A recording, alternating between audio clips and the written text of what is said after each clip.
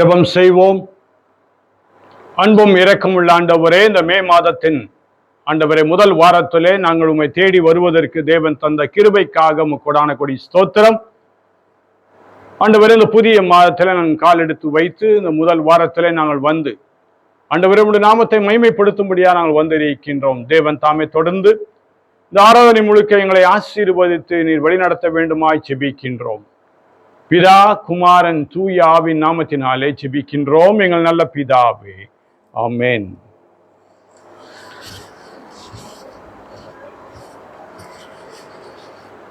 நம்முடைய ஆராதனைக்கு ஆரம்பமாக நம் யாவரும் எழுந்து நின்று பாமாலையில் 324 பாமாலையை நாம் பாடுவோம். பாதை காட்டும் மாயேகோவா, பரதேசியான நான் என்கின்ற இந்த பாடலை நாம் பாடுவோம்.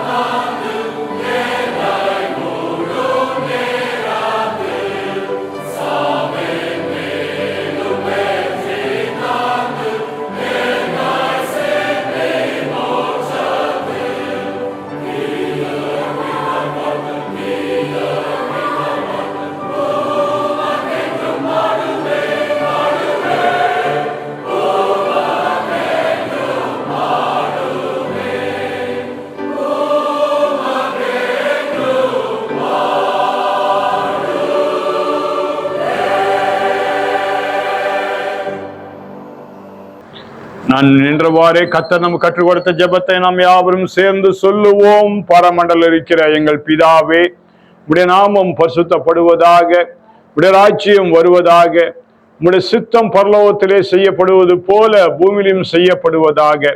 அன்றன்றுள்ள அப்பத்தை எங்களுக்கு இன்று தாரும்.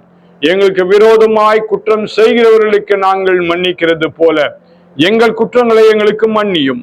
எங்களை சோதனைக்குள் பிரவேசிக்க பண்ணாமல் தீமையின்றி எங்களை ரட்சித்துக் கொள்ளும். ராஜ்யமும் வல்லமையும் மகிமையும் என்றென்றைக்கும் உடையவைகளே, ஆமென். தேவன் திருவுளம் பற்றி சொல்லிய வார்த்தைகளாவன. நம்முடைய தேவனாகிய கர்த்தர் ஒருவரே. உன் தேவனாகிய கர்த்தரிடத்தில் முழு இருதயத்தோடும் முழு ஆத்மாவோடும் உன் முழு மனதோடும் உன் முழு பலத்தோடும் அன்பு கூறுவாயாக என்பதே பிரதான கற்பனை.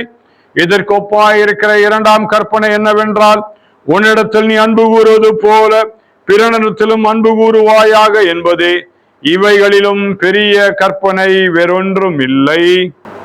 நம் யாவரும் நம்முடைய விசுவாச பிரமாணத்தை நாம் சொல்லலாம். வானத்தையும் பூமியும் காணப்படுகிறதும் காணப்படாதுமான எல்லாவற்றையும் படைத்தவராயிருக்கிற சர்வ வளமுள்ள பிதாவாகிய ஒரே தேவனை விசுவாசிக்கிறேன். ஒரே கர்த்தருமாய் தேவனுடைய ஒரே பேரான குமாரனாய் இருக்கிற இயேசு கிறிஸ்துவை விசுவாசிக்கிறேன்.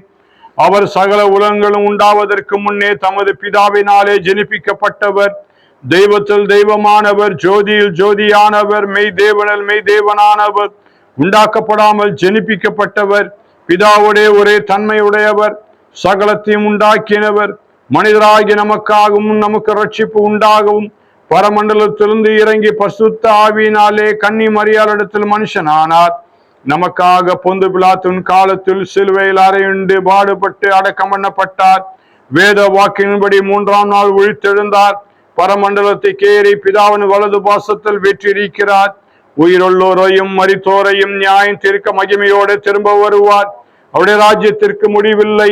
கர்த்தருமாய் ஜீவனை கொடுக்கிறவருமாய் பிதாவிலும் குமாரன் நின்று புறப்படுகிறவருமாய் பிதாவோடும் குமாரனும் கூட தொழுது ஸ்தோத்திரிக்கப்படுகிறவருமாய் தீர்க்கதரிசிகள் மூலமாய் உரைத்தவருமாய் இருக்கிற பரிசுத்த ஆவியை விசுவாசிக்கிறேன். ஒரே பொதுவான அப்போஸ்தல திருச்சபை உண்டு என்று விசுவாசிக்கின்றேன். பாவம் மன்னிப்புக்கென்று நியமிக்கப்பட்ட ஒரே ஞானஸ்தானத்தை அறிக்கையிடுகிறேன். மரித்தோர் உயிர்த்தெழுதலும் மறுமைக்குரிய ஜீவன் உண்டாகும் என்று காத்திருக்கிறேன். ஆமென். உட்காருவோம், ஜெபம் செய்வோம். அன்பும் இரக்கமுள்ள ஆண்டவரே, இந்த நல்ல நாளுக்காக நாங்கள் நன்றியோடு கூட துதிக்கின்றோம். இப்பொழுதும் உம்முடைய வார்த்தைகளை கேட்க நாங்கள் வந்திருக்கின்றோம். தேவன் தாமே நீர் எங்களோடு கூட பேச வேண்டுமாய் நாங்கள் ஜெபிக்கின்றோம். இயேசு கிறிஸ்துவின் நாமத்திலே ஜெபிக்கின்றோம் எங்கள் நல்ல பிதாவே, ஆமென். ஆண்டவராகிய இயேசு கிறிஸ்துவின் பெயரால் உங்கள் யாவரையும் நான் வாழ்த்துகின்றேன். தேவன் தாமே உங்களோடு கூட இருந்து இந்த புதிய மாதத்திலும் உங்களை ஆசீர்வதித்து உங்களை வழி நடத்துவாராக. வாசி கேட்ட அருமையான பரிசுத்த வாக்கியமாகிய பரிசுத்த யோவான் எழுதின சுவிசேஷம் 15ஆம் அதிகாரம் 15ஆம் வசனத்திலே ஆண்டவர் இவ்வாறு சொல்லுவதை நாம் பார்க்கின்றோம். நான் உங்களை சிநேகிதர் என்றேன் என்று சொல்லி ஆண்டவர் சொல்லுகின்றார். நான் உங்களை சிநேகிதர் என்றேன் என்று சொல்லி ஆண்டவர் சொல்லுகின்றார். You are my friend. ஆண்டவர் சொல்லுகின்ற வார்த்தை அதுதான். நான் உங்களை சிநேகிதர். இன்றைக்கு நண்பர் அல்லது சிநேகிதர் என்று சொல்லும் பொழுது அது எப்பேற்பட்ட விலையேற பெற்றதாய் அது இருக்கின்றது என்பதை நாம் நன்கு புரிந்திருக்கின்றோம், அறிந்திருக்கின்றோம். ஒரு பழமொழி கூட ஒன்று சொல்லுவாங்க, உன் நண்பன் பெயரை சொல், உன் குணத்தை சொல் என்று சொல்லி சொல்லுவார்கள். ஆக நண்பர்களுக்கு அந்த அளவுக்கு ஒரு முக்கியத்துவமான ஒரு காரியம் இந்த உலகத்திலே இருக்கின்றது. நான் உங்களை சிநேகிதர் என்றேன். இயேசு கிறிஸ்து நம்மை பார்த்து அவர் சிநேகிதர் என்று சொல்லக்கூடிய நிலையிலே இந்த நல்ல நாளிலே நாம் காணப்படுகின்றோமா என்று சொல்லி நாம் புரிந்து அறிந்து வாழக்கூடிய மக்களாக இருக்க வேண்டும். நம்மை பார்த்து ஆண்டவர் சிநேகிதர் என்று சொல்லி அவர் சொல்லுகின்றார். அப்படி என்றால் சிநேகிதர் என்கின்ற அந்த வார்த்தைக்கு எவ்வளவு ஆழமான அர்த்தம் இருக்கின்றது என்பதை நாம் புரிந்து கொள்ள வேண்டும். அதே வசனத்தில் நாம் பார்க்கும் பொழுது, இனி நான் உங்களை ஊழியக்காரர் என்று சொல்லுகிறதில்லை, ஊழியக்காரன் தன் எஜமான் செய்கிறதை அறிய மாட்டான் என்று சொல்லி அவர் சொல்லுகின்றார். ஏன் நம்மை பார்த்து அவர் சிநேகிதர் என்று சொல்லுகின்றார் என்றால், நாம் அவருடைய ஊழியக்காரராய் தேவன் நம்மை இந்த உலகத்திலே வைத்திருக்கின்றார். ஆனால் அவர் நம்மை ஊழியக்காரன் என்று பார்ப்பதில்லை, நம்மை சிநேகிதர்களாய் பார்க்கின்றார். காரணம் என்ன? ஊழியக்காரனுக்கு எஜமான் எந்த ரகசியத்தையும் வெளிப்படுத்த மாட்டார். எஜமான் எப்பொழுதுமே தனக்கு கீழாக இருக்கின்ற வேலை செய்து கொண்டிருக்கின்ற ஊழியர்களுக்கு எப்பொழுதுமே ஒரு ரகசியத்தை அவன் வைத்திருப்பான், அதை சொல்லவே மாட்டார் எஜமான். ஆக ஆண்டவர் ஒரு எஜமானாய் நமக்கு இல்லாதபடிக்கு அவர் நமக்கு ஒரு சிநேகிதராய் இருக்க வேண்டும் என்று விரும்புகின்ற ஆண்டவராய் இருக்கின்றார். பல முறை இதே ஆலயத்திற்கு நான் வந்து இங்கு முழங்கால் படியிட்டு ஜெபிக்கும் பொழுது ஆண்டவர்கிட்ட சொல்லுவேன், ஆண்டவரே உண்மை நான் எவ்வளவு அதிகமா நான் நேசிக்கிறேன், நீர் தான் இந்த இடத்தை கொடுத்தீரு. இது ஒரு கிராமத்தில் இருக்கின்ற ஒரு பகுதி, இன்றும் பஞ்சாயத்து கீழாக இருக்கின்ற ஒரு பகுதி.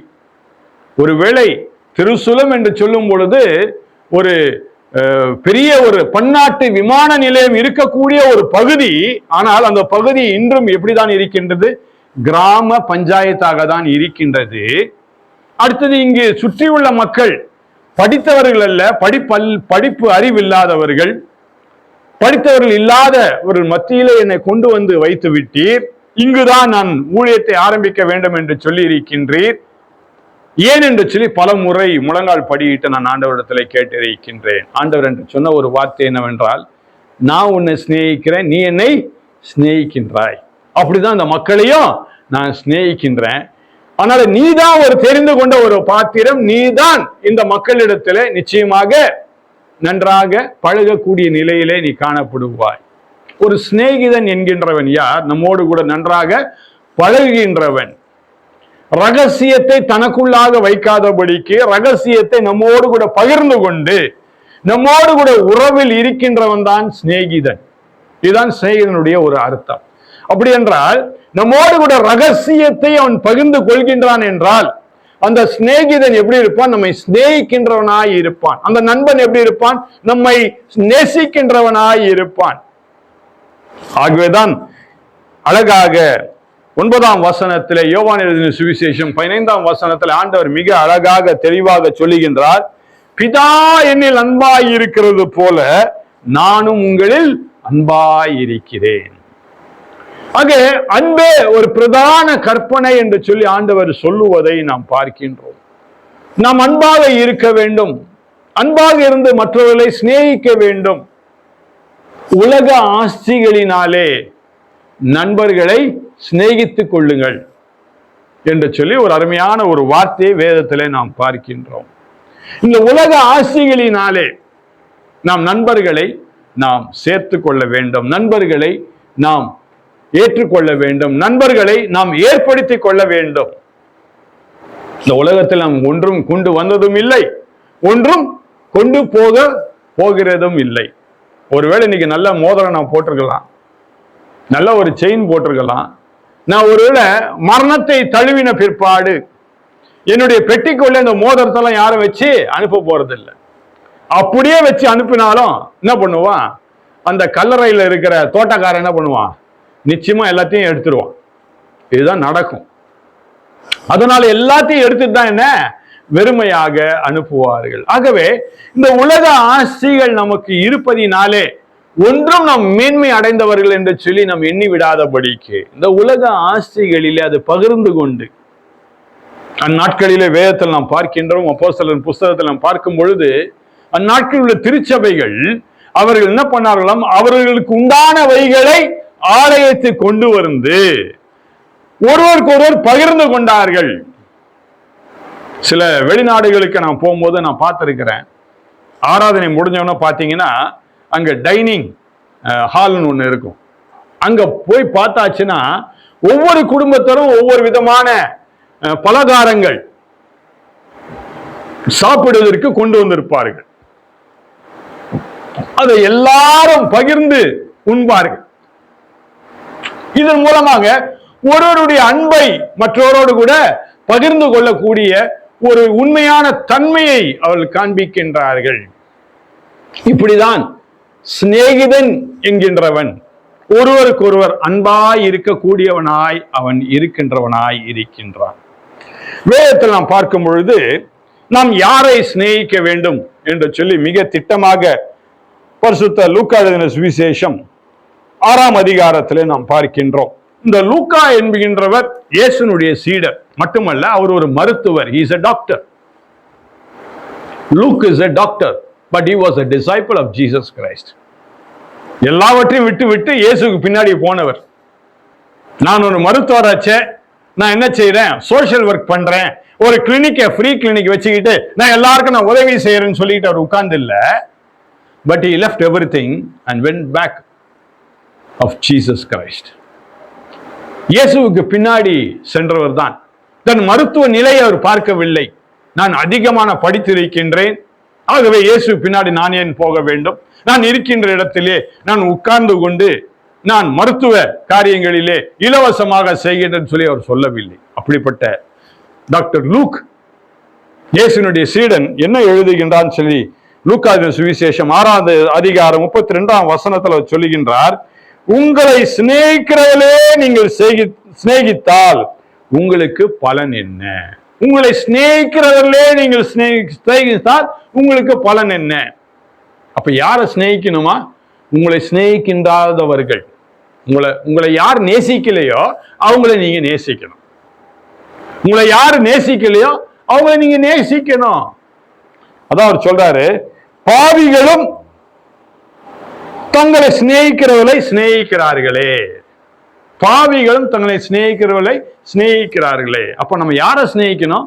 யார் நம்ம வெறுக்கிறாங்களோ, யார் நமக்கு பகையா இருக்கின்றாங்களோ, யார் நமக்கு எதிரான காரியங்களை செய்கின்றார்களோ, யார் நமக்கு விரோதமான காரியங்களை செய்கின்றார்களோ, யார் நமக்கு மிக பல காரியங்களுக்கு தடையாய் இருக்கின்றார்களோ அவர்களை தான் நாம் சிநேகிக்க வேண்டும். இதுதான் சிநேகிதருடைய ஒரு நல்ல மனப்பான்மை.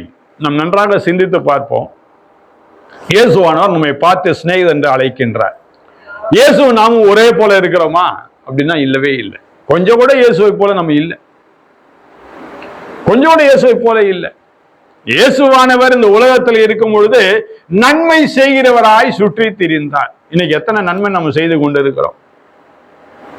நல்லா சிந்தித்து பார்க்க வேண்டும். நேற்றைய தினத்துல ஒரு அருமையான என்னுடைய பேராயர் அமெரிக்க தேசத்தில் இருக்கின்றார். அந்த பேராயர் நேற்று இரவு என்னை அழைக்கும் பொழுது அழைத்து என்ன சொன்னார், உங்களுடைய யூடியூப் சேனல்ல நான் பார்த்துக்கிட்டே இருக்கிறேன், ரொம்ப தைரியமா நீங்க பேசுறீங்க, யதார்த்தமா நீங்க பேசுறீங்க அப்படின்னு சொன்னார். யதார்த்தமா நீங்க பேசுறீங்க, தைரியமாக பேசுறீங்க.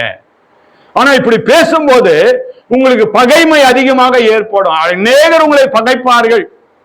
அது சில கமெண்ட்ஸ் எல்லாம் அதுல நான் பார்த்தேன்.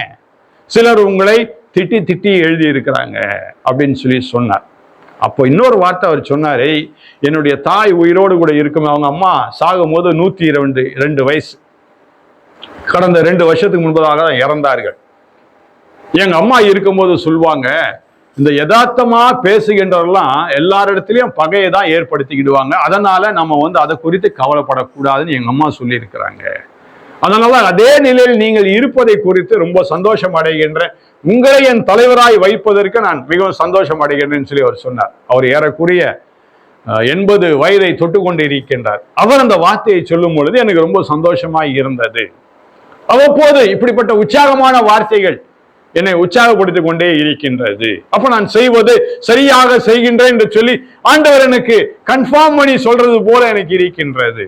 உண்மைதான். இன்றைக்கு உண்மையை நீங்கள் பேசும் பொழுது உங்களை ஏற்றுக்கொள்ள யாரும் தயாராக இருக்க மாட்டார்கள். உண்மையை நீங்கள் சொல்லும் பொழுது எல்லாரிடத்திலும் பகை உண்டாகத்தான் செய்யும். ஆனால் நாம் யாருக்கு உண்மையாக இருக்க வேண்டும்? நம்மை உருவாக்கின ஆண்டவருக்கு உண்மையாக இருக்க வேண்டும். நம்ம இந்த உலகத்திலே வாழ வைக்கும் அந்த தேவாதி தேவனுக்கு நாம் உண்மையாக இருக்க வேண்டும். அப்பொழுதுதான் அவர் நம்மை பார்த்து சிநேகிதனே என்று சொல்லி நம்மை அவர் அழைப்பார். நன்றாக நீங்கள் ஒரு காரியத்தை நினைவு கூற வேண்டும். ஒரு நாள் இரவு ஆண்டவர் தம்முடைய சீடர்களை அழைத்து கொண்டு என்ன சொல்றார், எனக்காக 1 மணி நேரம் நீங்க ஜெபிக்கணும், என்னை காட்டி கொடுக்கிறவன் வரப்போகிறான் என்று சொல்லும் பொழுது அந்த காட்டி கொடுக்கிறவன் வருகின்றான். காட்டி கொடுக்கிறவன் யார்? தன்னோடு கூட இருந்தவன் தான். வெளியிலிருந்து யாரும் நம்மை காட்டி கொடுக்க வரமாட்டார்கள். நம்மோடு கூட இருக்கின்றவர் தான் நம்மை காட்டி கொடுப்பார்கள். வெளியார் யாரும் நம்மை காட்டி கொடுக்கவே மாட்டான். அப்போ காட்டி கொடுத்தவன் வருகிறான். வரும்பொழுது ஆண்டவராகிய இயேசு கிறிஸ்து அவனை பார்த்து என்ன கேட்கின்றார்? சிநேகிதனே, எதற்காக வந்திருக்கிறாய்? யாரை பார்த்து கேட்கின்றார்? தன்னை காட்டி கொடுக்க வந்தவனை பார்த்து. இன்னும் சில நேரங்களிலே பல பாடுகளை அனுபவிக்க போகின்றார், பயங்கரமான வேதனைகளை அனுபவிக்க போகின்றார். இதெல்லாம் அறிந்து அவனை பார்த்து ஆண்டவர் என்ன சொன்னார்? சிநேகிதனே, எதற்காக வந்திருக்கின்றாய்? இன்றைக்கு ஆண்டவர் நம்மை பார்த்து சிநேகிதர் என்று சொல்லி அழைக்கின்றார். நாம் எப்பேற்பட்ட சிநேகிதராய் வாழ்ந்து கொண்டிருக்கின்றோம். நமக்கு உதவி செய்கின்றவர்களுக்கு நாம் உதவி செய்தால் அது அன்பல்ல, அது பாவிகளும் செய்கின்றார்கள். ஆகவே நம்மை பகைக்கிறவர்களை நாம் சிநேகிப்போம். எல்லாரையும் தேவன் உருவாக்கி வைத்திருக்கின்றார். உண்மையாகவே தேவன் தான் நம்மை உருவாக்கினார் என்று விசுவாசிப்போமையானால் பாவிகளையும் உருவாக்கினவர் யார்தான்? இயேசு கிறிஸ்து தான்.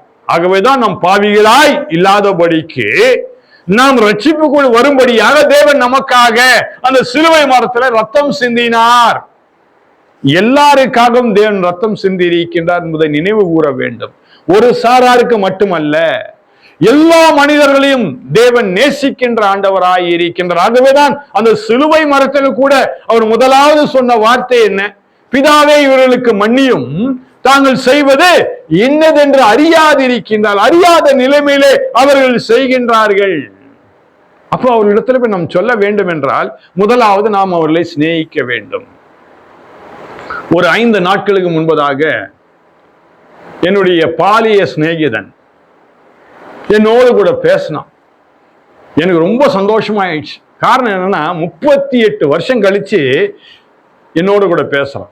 அவன் வேற எங்கேயுமே இல்லை, என் வீட்டு எதிரில தான் இருக்கிறான். ஆனா 38 வருஷத்துக்கு முன்னாடி என்கிட்ட ஒரு நாள் வந்தான். என்கிட்ட சொன்னா, எங்க அம்மா அவங்க தாலி மேல சத்தியம் வாங்கிட்டாங்க, உன் கூட நானே இனிமே பேசக்கூடாதுன்னு, அதனால இனிமே நான் உன்கிட்ட பேச மாட்டேன். எங்க அம்மா தாலி மேல சத்தியம் போட்டேன், உன் கூட பேசக்கூடாது அப்படின்னு சொல்லி. ஏன் அப்படின்னா, இன்னைக்கு நாம நம்முடைய பிள்ளைகளை பார்த்து என்ன சொல்றோம்னா, அவங்க கூட சேராத, இவங்க கூட சேராத, அவன்கிட்ட பேசாத, இங்க நிக்காத அப்படின்னு நம்ம சொல்றோம். இப்போ தான் பிள்ளை எப்பவுமே என்னது, ஒரு பழமொழி சொல்லுவாங்க, காக்கைக்கு தன் குஞ்சு பொன் குஞ்சு. உன் பிள்ளை உனக்கு பொன் குஞ்சா இருக்கலாம், ஆனா உன் பிள்ளைதான் அடுத்தவன் பிள்ளைய கெடுப்பான். அதை நம்ம நினைக்கவே மாட்டோம். எப்போ நாம என்ன சொல்லுவோம், அடுத்தவன் பிள்ளைதான் என் பிள்ளைய கெடுக்குது அப்படின்னு நம்ம சொல்றோம். அதனால நம்ம என்ன சொல்லுவோம், அவங்க கூட சேராத, இவங்க கூட சேராத. அப்படிதான் அவங்க அம்மா என்ன பண்ணிட்டாங்க, நீ அவங்க கூட சேராத அப்படின்னு சொல்லிட்டாங்க. ஆனா அதே தாய் தான் எனக்கு ரொம்ப ரொம்ப பிடித்தமான ஒரு உணவு என்னன்னா புளியோதரை உணவு.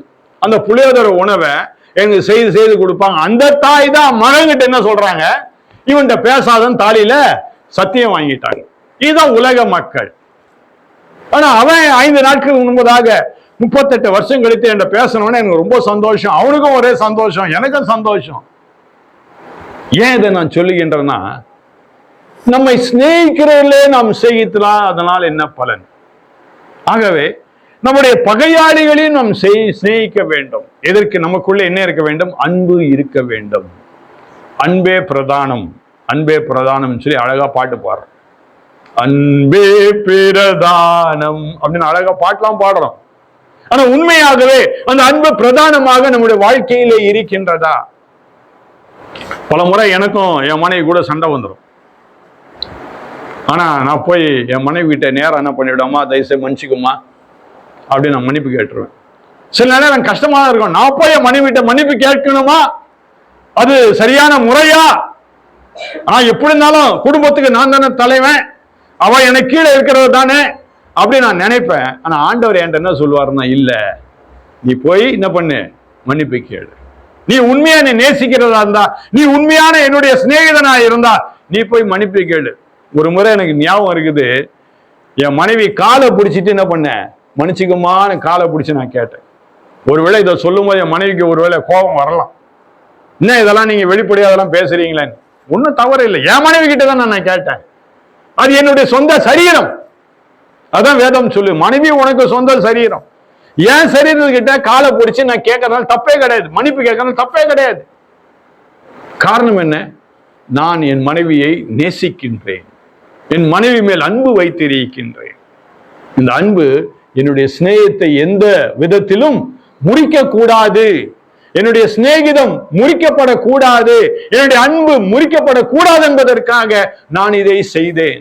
இன்று வரைக்கும் ஏறக்குறைய 40 வருடங்கள் ஆயிடுச்சு நாங்க திருமணம் ஆகி, நாங்க சந்தோஷமா இருக்கிறோம். பிரச்சனை இல்லாம இல்ல, பிரச்சனை இருக்கதான் செய்யும், வேதனை இருக்கதான் செய்யும், கண்ணீரின் பாதைகள் இருக்கதான் செய்யும். எனக்கு கொரோனா வந்துடுச்சு. கொரோனா வந்தவொடனே நான் ஆஸ்பத்திரிக்கு போறேன். என்னை லிப்ட்ல ஏறதுக்கான லிப்ட்ல ஏறிட்டேன். என் மனைவி வேகமா ஓடியாராங்க லிப்ட்ல ஏறதுக்கு. அப்போ அந்த நர்ஸ் சொன்னா, அம்மா நீ வரக்கூடாதுன்னு சொல்லி மனைவியை தட்டணும். ஓட என் மனைவி என்னை பார்த்து கதறினதை என்னால இன்னும் ஜீரணிக்க முடியல. காரணம் என்னவென்றால், அவங்களுக்குள்ள ஒரு எண்ணம் எப்படி இருந்திருக்கும், இப்ப இவர் போறாரு, ஒரு உயிரோட திரும்ப வருவாரா என்கின்ற ஒரு பயம். இதுதான் அன்பு, இதுதான் அன்பு, இதுதான் அன்பு. எனக்கு ஹார்ட் அட்டாக் வந்தப்போ என்னை தூக்கிட்டு ஆஸ்பத்திரிக்கு ஓடினாங்க. ஓடி போய் அந்த டாக்டர் காலில் விழுந்து கெஞ்சுறாங்க, தயவுசெய்து என் புருஷனை காப்பாற்றணும். இதுதான் அன்பு. அது அன்பு நமக்கு இருக்குமானா, யாரா இருந்தாலும் நாம் அவர்களிடத்துல போய் மன்னிப்பு கேட்டு அவர்களை நம் சிநேகிதர்களாக ஏற்றுக்கொள்ள முடியும். ஆகவேதான் இயேசுவனை நம்மை பார்த்து சொல்கின்ற வார்த்தை, நீங்கள் எனக்கு ஊழியர்கள் அல்ல, நீங்கள் எனக்கு சிநேகிதர்களாய் இருக்கின்றீர்கள். நான் உங்களை சிநேகிதர் என்று அழைக்கிறேன் என்று சொல்லி தேவன் நம்மை அழைக்கின்றார். கண்களை மூடி நாம் ஜெபம் செய்வோம். பிதாவே, இந்த நல்ல நாளுக்காக நாங்கள் நன்றியோடு கூட துதிக்கின்றோம். அப்பா, நீர் எங்களுக்கு ஒரு நல்ல சிநேகிதராய் இருப்பதற்காக கொடான கொடி ஸ்தோத்திரம். உம்மை நாங்கள் நேசிக்கின்றோம், உம் பேரிலே நாங்கள் அன்பு வைத்திருக்கின்றோம். இதை நாங்கள் உணர்ந்து எங்கள் வாழ்விலை தொடர்ந்து செய்ய தேவன் தாமே கிருபை பாராட்டும். இயேசு கிறிஸ்துவின் நாமத்தில் ஜெபிக்கின்றோம் எங்கள் நல்ல பிதாவே, ஆமென். மீண்டுமாய் நாம் யாவரும் எழுந்து நின்று கீர்த்தனைகளிலே 185வது கீர்த்தனையை நான் பாடுவோம். இயேசு நேசிக்கிறார், இயேசு நேசிக்கிறார், இயேசு என்னையும் நேசிக்க யான் செய்த என்னமா தவமோ என்கின்ற பாடலை பாடும் பொழுது நம்முடைய சபைக்கென காணிக்கை எடுக்கப்படும். இயேசு நேசிக்கிறார், இயேசு நேசிக்கிறார் என்கிற கீர்த்தனை 185வது கீர்த்தனையை நாம் பாடுவோம்.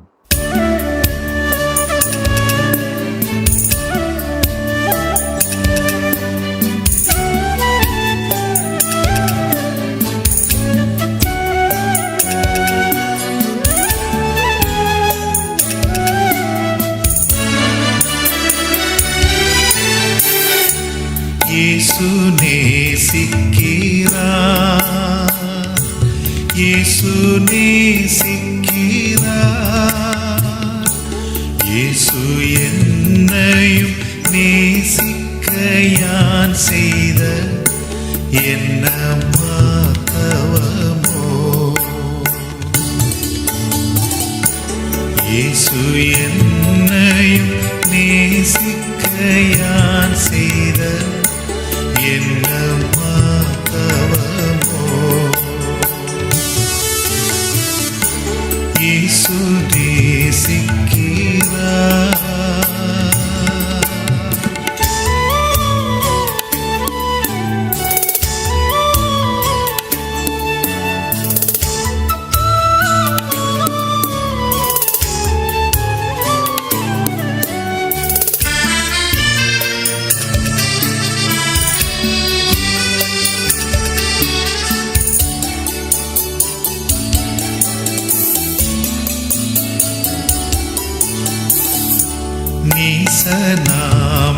நீசனாமேனைத்தான் இயேசு நேசிக்கிறார்,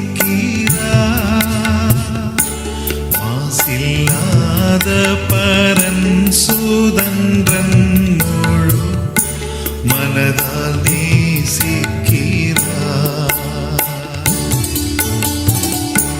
மாசில்லாத பரன் சுதன்றன் முழு மனதால் நேசிக்கிறார். இயேசு நேசிக்கிறார்.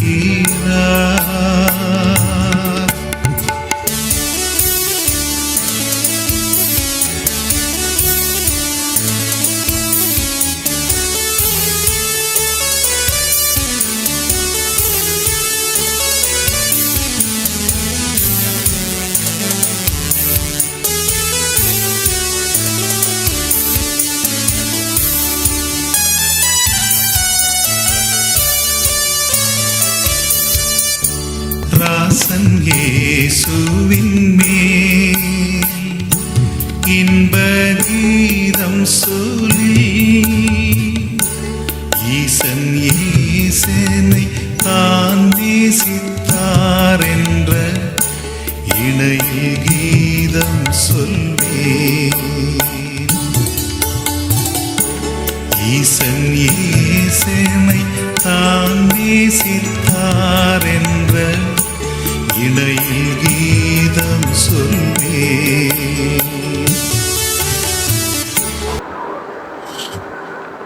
எங்கள் அன்பும் இரக்கமுள்ள ஆண்டவரே, ஆசீர்வதிக்கப்பட்ட நல்ல நாளிலே ஆண்டவரே, இந்த மாதத்தின் முதல் நாளிலே எங்கள் கையின் பிரயாசங்களில் ஒரு சிறியதை உமக்கென்று சொல்லி காணிக்கையாக படைத்திருக்கின்றோம்.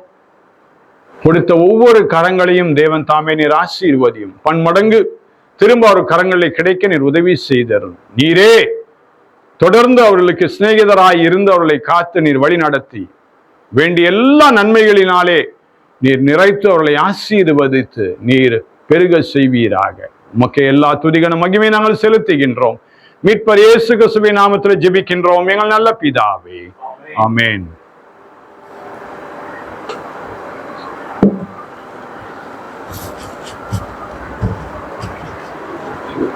நம் யாவரும் சேர்ந்து சொல்லுவோம். என் ஆத்துமாவே கர்த்தரை ஸ்தோத்திரே, என் முழு உள்ளமையோட பரிசுத்த நாமத்தை ஸ்தோத்திரே. என் ஆத்துமாவே கர்த்தரை ஸ்தோத்திரே, கர்த்தர் செய்த சகல உபகாரங்களையும் மறவாதே. ஆமென். எல்லா புத்திக்கு மேலான தேவ சமாதானம் உங்களோடு கூட இருந்து நீங்கள் தேவனையும் அவருடைய குமாரனாகிய இயேசு கிறிஸ்துவை பற்றிய அறிவிலும் அன்பிலும் நிலைத்திருக்கும்படி உங்கள் இருதயத்தின் சிந்தையும் காக்க கடவது பிதா, குமாரன், பரிசுத்த ஆவியாகிய திரியேக தேவன் தாமே உங்களோடு கூட இருந்து உங்களை ஆசீர்வதித்து உங்களை காத்து வழி நடத்துவாராக.